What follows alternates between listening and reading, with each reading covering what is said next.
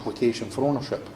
And providing you've actually confirmed with your declaration of birth that you exist, you're automatically then given ownership of the fiction.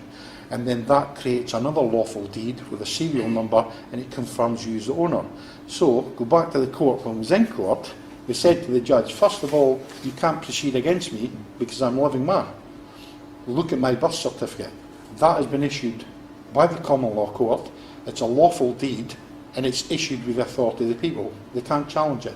There must be, we lost count, there must be over 1,000 of these documents issued to various authorities. Now, authorities, you can mention any authority you want, whether it's councils, whether it's banks, solicitors, judges, courts, police, hospitals, social services, anyone. Everyone's got them.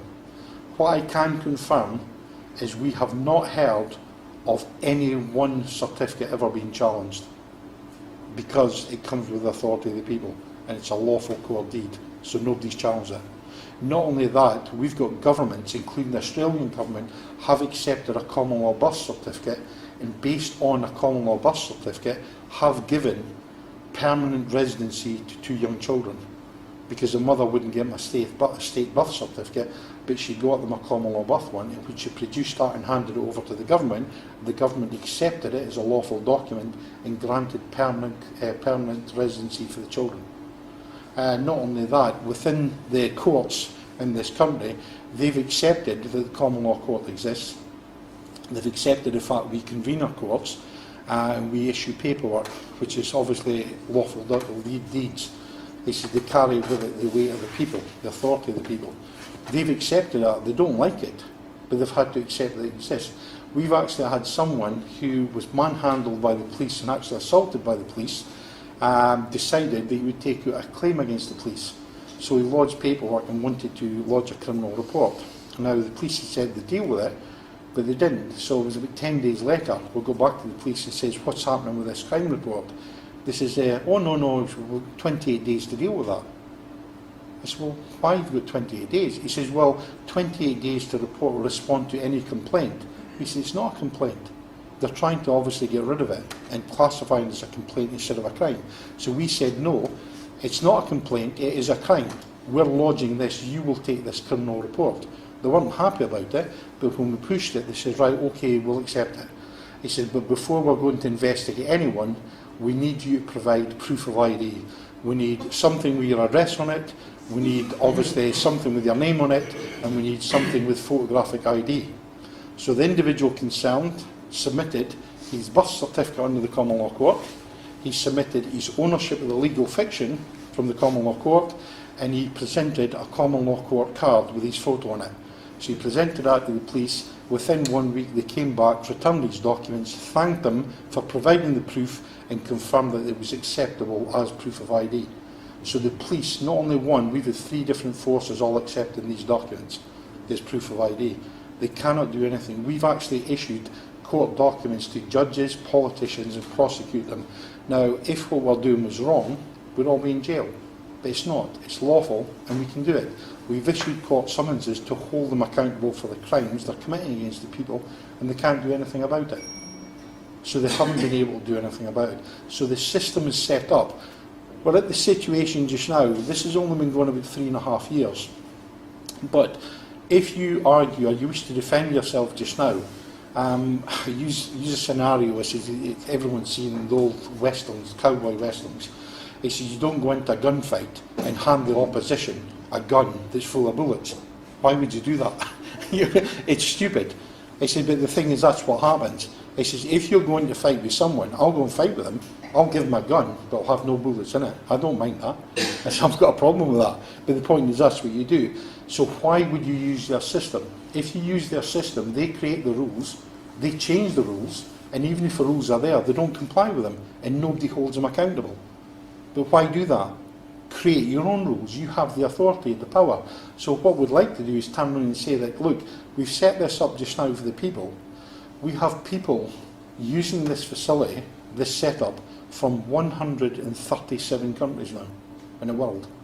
So you've 137 countries, people have signed up and submitted declarations of birth. There are thousands of them, and they're doing it all over. So that's how it is, and it's applicable everywhere.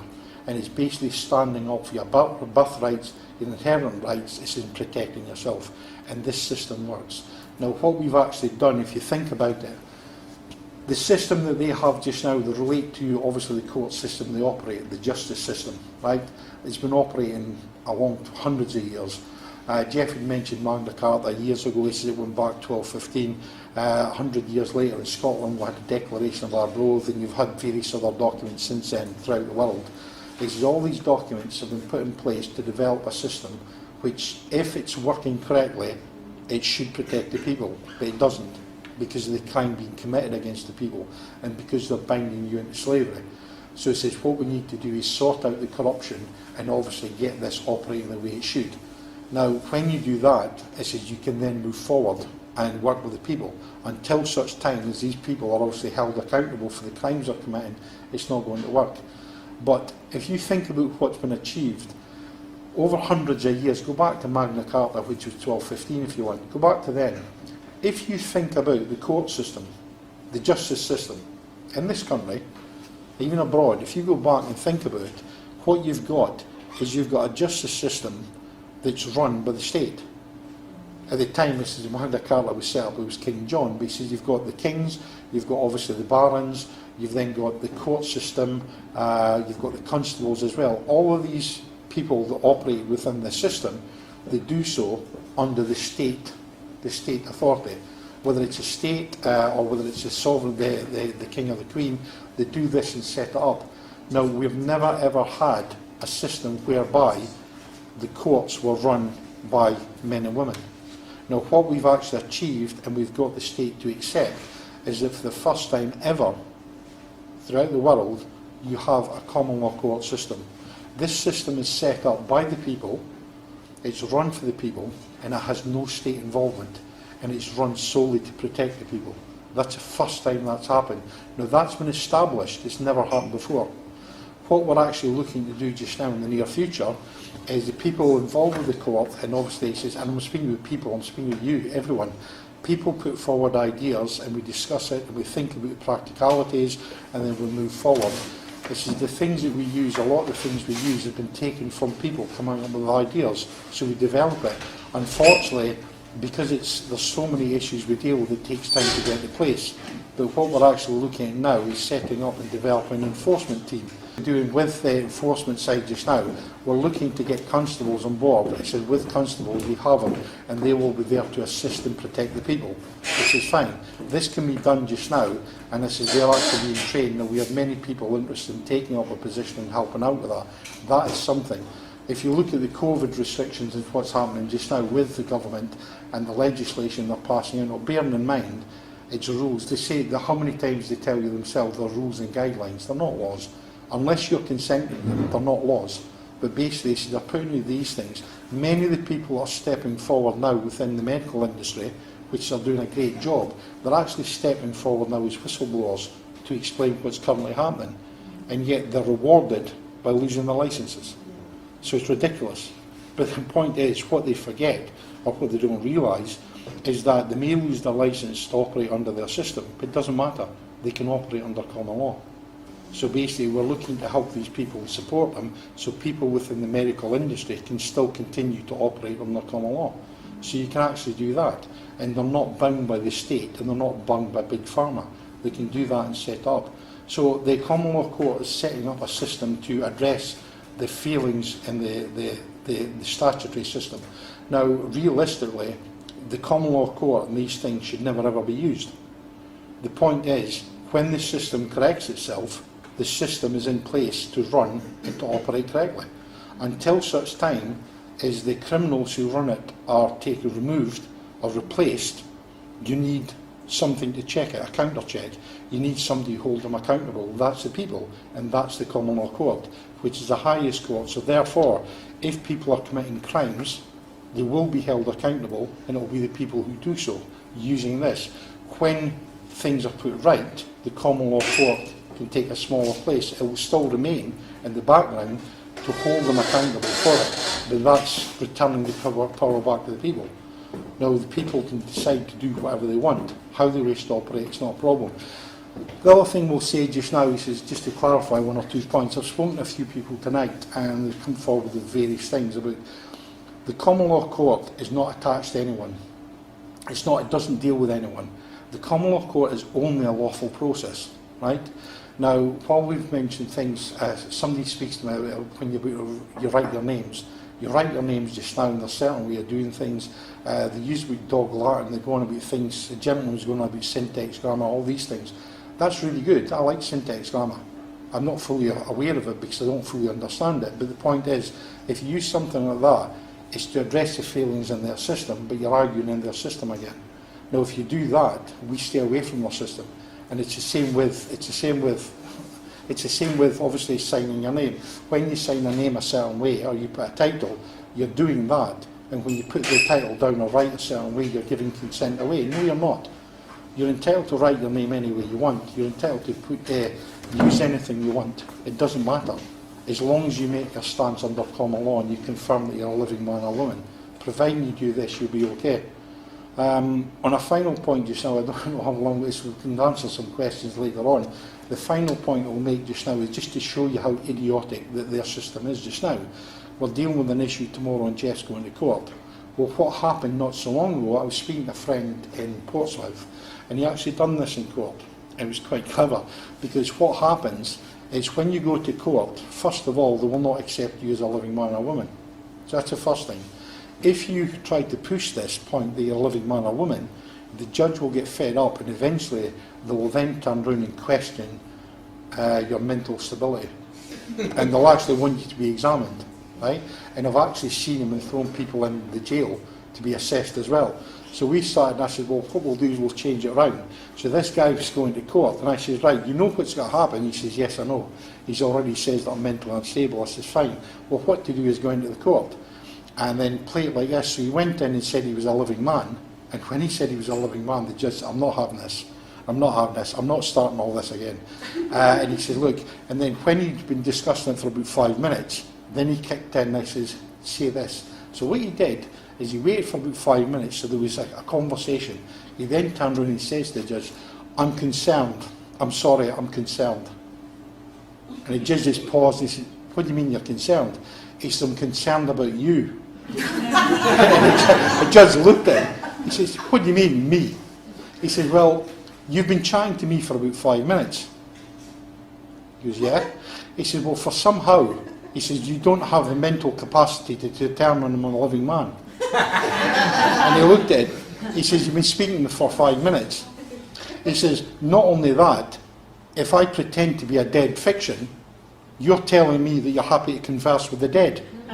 He says, if I told you I spoke to the dead, I'd be banged up in a nut house. He says, therefore, before you proceed, I want you mentally assessed. And the judge says, I'm not listening to this. Case adjourned and he run out of court. And since then, he's had 4 different hearings and they've all been cancelled. So when we put in paperwork just now, what we do, when we put the paperwork in, we say that we will attend, as if they require a hearing, we will attend, but we're attending only for clarification purposes.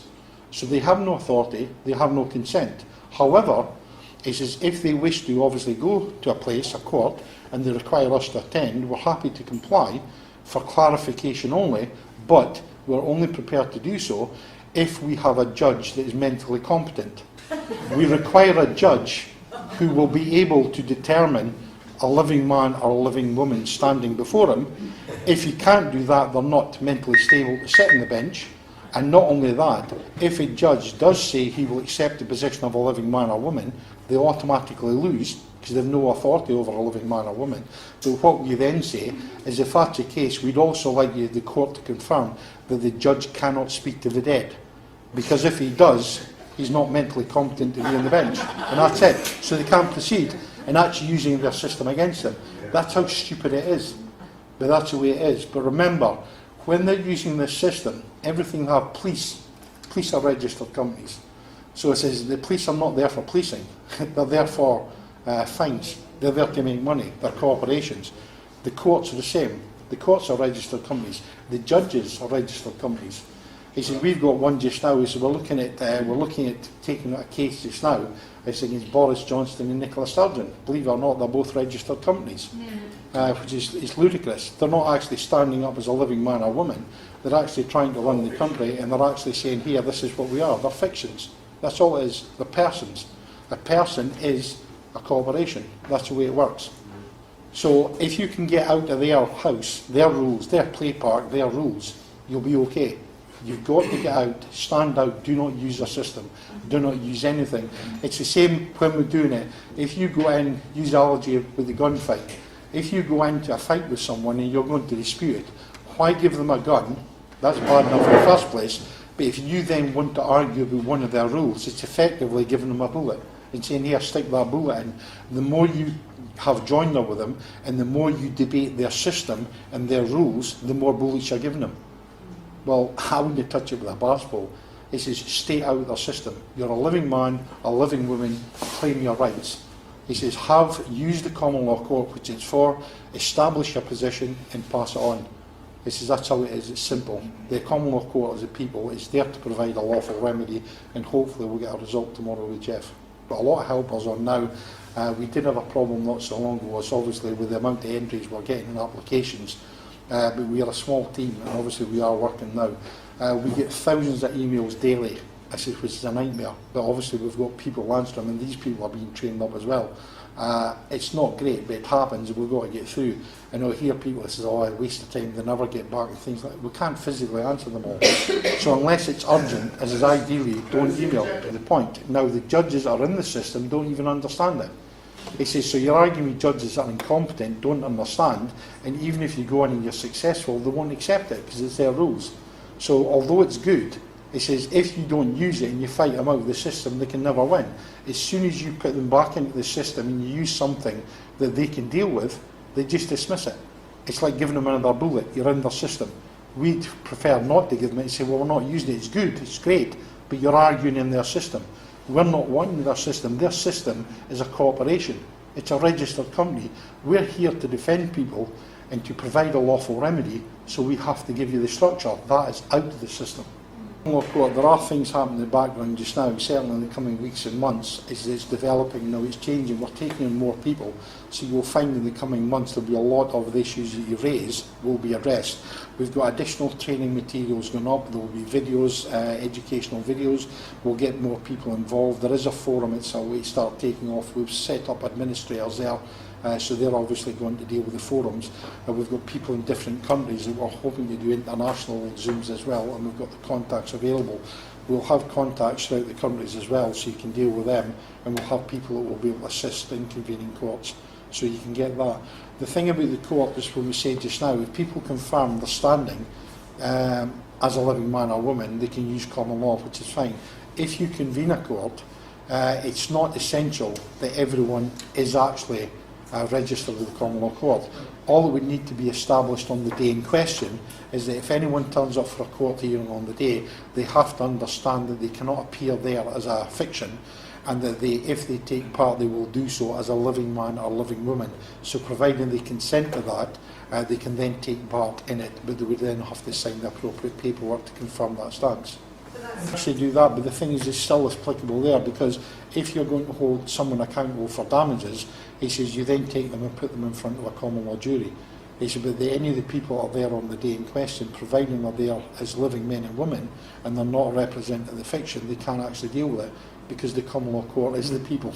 That the church, even the Crown in England, and obviously the governments, have all accepted the fact that if you have 100 men or women, it was men that turned it in the 90s, if you have 100 men, stroke women, stand together, you have the authority to challenge and take on the government and a crown with 100 people. So what we did is we, with the declaration for the common law court, we created one, and we used some of the language taken from the Declaration of Arbroath.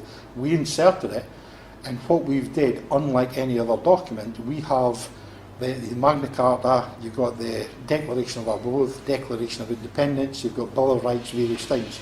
These documents are signed, and like Magna Carta signed by the barons, but there's only 20, 30, maybe 40 signatures.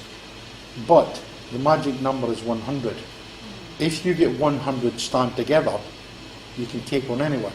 So We said we have 100 people. We do. We have thousands of people who stand together. But to confirm our position, as a sample of the people who stand together, we will take 100 signatures to show you. So we got people on a first come, first served basis to put their name to the document. So we have the document on the website with 100 signatures. So that means anytime you go to court, you take this declaration, throw into court to say that people stand together, and here's the document, they can never challenge it. And the people stand together under common law. Now, if you use things like this, it sets a position for you, you can never be challenged. And that's why you do these things. Now, if you take something there and you do it, and we convene a court, and the court is run a certain way, and it's done with people, and you've established your position as living men and women, that's a structure, it works. It's accepted within the system. They hate it, but it works and it achieves results. If people in small groups or on their own or with other people do something similar, you've got things like anything, you've got groups in Australia, you've got America, New Zealand, you've got different types. If all people do their different things, it's a variation. They're all doing separate things, but when they do it, they do not have the backup. Whereas with the common law court, what you actually have is you have the backup of the people, and you have already the state accepting the position that we've achieved. If you do it individually, although you may be successful, it's only doing it for a small minority, and it's not doing it for the people. If you set it up under the structure here, there's no charge for it, but if everyone does it the same, it doesn't cost. You've then created a group here of people that stand together. That's why it's difficult if you're trying on your own. Because if you do it, you're fighting an uphill battle. Stand with the people. When I go into court just now, I go into court and say, right here, I'm standing with the people, I'm a living man. They used to laugh at me before and I say, here's my document. That confirms that people say I'm a living man. The judge is petrified, they can't deal with it. Not one of these documents have ever been challenged. If you take that document in and go in and say, here, bang, you've done it, they cannot challenge the people. That's the difference. If you do it under the banner of the common law court, you've got everything you need. The system's set up. And with more and more people joining and more people standing together, you're going to develop what we've got. The difficulty we have just now is when it started off, it was an idea that was done, we then got more people involved, it says, and we've struggled to do that, so we've done that, we've got numbers that. But it says, we're not registered, we don't get money from it. He said, but it's taken a long time to do, even answering emails, thousands of emails. He said, and everyone says, can you do my email? You haven't responded to me email. And someone speaking to me today saying, right, okay, I'm in court shortly, I need some paperwork for court, can you do my paperwork? I've only got a week left. And then somebody else joined and said, well, I'm in court 2 weeks later, can you do my paperwork? I've got someone phoned up saying, I've got 5 children taken away from me. He said, I need some help with that. So their children's away, I've got to do that. And he said, but the thing is, it's not just me. I speak to loads of people that help them prepare this paperwork, but these people are not paid. And obviously, he said, because of what we're doing in developing, he said, we need to get more people on coaching and the people understand how we do it. So the system's here, it is working. But the point is, remember that the system is here to provide a lawful remedy. It's not here to change anything, it's here to hold people accountable for the crimes that they're committing against the people. And up until now, you may not have known that you're still slaves. So the only way to protect it is by joining the common law court and confirm that you exist. The court, they're set up as a company, right? They're a registered company. They can only deal with contract law. And contract law, it says, will deal with a title, which is a title, it's a person, right? So basically, you don't exist, it's not living. It says, as soon as you confirm that you're living, it says they can't deal with you because they don't have authority. So they cannot deal with a living man or woman. They can only deal with the title. But what they do is when you are born, they've created this legal title, and as you grow up, they say, well, look, you're part of society, you're privileged because we've got a title for you. It says, because of that, you'll get privileges, but you'll have to pay for it, but we'll look after you. So then you pay taxes and everything else to them, and they've got you. But nobody knows about it. You don't have to accept that. Even using, we don't use their laws, I says, but again, you relate to some of their laws. The laws, they're not laws. If you don't accept it as a law and you don't consent, it's not a law. And it's the same with the police. You're supposed to police by consent here in this country. It's if you don't consent, they can't do anything to you. But obviously it didn't happen to Jeff. I said, but that's the way it works. Now we'll deal with this through the courts anyway. But the point is, if you stand and protect yourself as a living man or woman, they can take no action against you. If you look at some of their own rules and guidelines, you can look at the United Nations, which is great. United Nations turned around, there's two of them, I can't remember the numbers because I don't tend to use their stuff, but there's two sections in there that's quite good. One of them says you cannot be forced to join any society. So therefore, if the British government here operate a system and it's fraudulent and they're committing crimes, and they say here, you're going to be a British citizen, right? You're in this group. You don't get any choice. They're telling you you're in the group. That is what they call criminal coercion. They're forcing you to join a group, which is a breach of the United Nations. And not only that, the other thing is, they say in the United Nations that slavery, and the key words, is slavery is banned in all forms. Now the point is, if they're using the legal title that they create, and they've created it by fraud, and they're punishing you by using that against you, that is slavery. That's a form of slavery, and it's banned by the United Nations. So they're not even held accountable by that. So the only way to do it is get the information out, tell the people, and let the people deal with it. It says when the state set up, you go back to like 1666, there was a great fire of London and the plague. And sorry? Yeah, 1665, but obviously the Asserting Trust was 1666. So what they've done is they've set this up, and it was basically, it says, it was, I think it was confirming that you're alive, or it was being lost at sea. It was an act that was set up.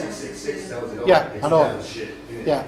Well, basically, what they've done is they've set this up, but basically what they're doing is they're keeping people bound in slavery, and the bankers have come in and set up something using the legal fiction as well, and they've set up a trust.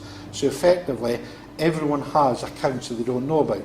Now, they do exist, and it's easy to find out, but the point is what the banks do is the banks use you as an individual, and they'll create money under your name. It says, so they're committing fraud. Now, what they do is the banks says, well, when they spoke to the government says, well, we need money from the bankers. So the bank says, well, yeah, okay, we'll give you money, but what do we get? So between them, they came to a discussion and says, well, what we'll do is we've got millions of people here. And the bank said, yeah, so what? And they said, well, they have to give us money because they're in our society. If we tell them to pay us, they pay us. So we're going to get money off of everyone over the lifespan. So what they'll do is they'll take an average age for a man or a woman, and they expect to make money off you over your lifespan. So because they've come up with a figure, the banks have accepted that, and the banks will give money to the government based on you. Time, because of this COVID. But think about whatever you want. It says, yeah, as I'm too polite. But the point is, if you're thinking about this, the amount of businesses it's got to go under is unbelievable. The amount of people that are obviously losing their jobs, they're losing their houses, they're losing their children. He says, no, this is with the knowledge of the government, and they're doing this. He says, you've got people just now, I watch about football, it's fine, I don't support anyone in particular, but I watch football. That Marcus Rashford was quite good because he dared to stand up and say, well, wait a minute, when I was a child, I was starving, I couldn't eat. He said, because the mother was obviously poor, didn't have money to feed herself, feed his children, he struggled. He said, went on and he stood up and says, I've got some money, I'm going to feed children. So he went to the government, he said, look, I need some help. The government had to consent and say, right, we'll give you some money. But they've turned around and said, well, I'm not doing it now. But how disgusting is that? He says, you're supposed to be in a civilised country, and you've got mothers who cannot feed their children. Exactly. And you get the government, when you say we need help, they're shutting down the economy, they're shutting down businesses, they're finishing people's livelihoods off, taking away their jobs. Is they've got this their COVID crap, they're locking them up in their houses, they're telling them what they can and can't do. The children are starving, and these idiots are sitting there lining their pockets when they know exactly what's happening to the people and what they're doing to the people and the so-called courts and everything else. It's disgusting. He says people have a right to speak up. I said Jeff and Piers obviously went. I said use your rights to try and speak up to obviously get the information out, and they were dragged into courts, penalised, thrown into prison. It's ridiculous. It should never ever happen in a civilised country. If that happens, it shows you how bad it is. We've got people here just now that says losing everything, their livelihood. You tell me in any country in the world where it's acceptable for children to starve. Everywhere. Yeah, that's it. Everywhere. That's what's happening. The whole world is exactly yeah? the same. Oh, it is. Yeah. Exactly the same. Every government is exactly well, the same. that's what we're saying. Every whole world. Well, that's what we're saying. Oh, yeah. This is unacceptable. The people are starting to stand up. But what you don't have is you don't have a system and you don't have the people unified. The people stand together to use a system to hold them accountable. You can do that with the common law court. He said, do that. People can operate under common law. If someone, they speak up as a whistleblower, they lose their job. They lose their licence. Operate under common law. There's nothing wrong with that. How many people have you actually got, do you think, all worldwide? Don't know. Probably, no, thousands. We've got tens of thousands, yeah. But obviously we don't. I put on, when we first bought them, we put on the figures to start with. They just put it on, I thought they'll take it off. They're going up, I said they'll take it off, but I don't know. The only thing I can say just now, he says, it wasn't me, it was a friend. He was speaking about numbers and I said, we don't bother with them. And he says, well, he came and looked at the computer and we were going through stuff. He said, but you can look at your data here on the website. And I said, well, what do you want it for? And he said, well, track how many people visit daily. Unique visitors. And I thought, right, okay, so we went in, we took 2 months. We just took 2 months. It was not long ago. I said, right, we'll just put on 2 months figures, put it down, and we'll work out how many people unique visitors are visiting. Unique visitors, we're averaging 249,000 people a day on the site. 249,000 people.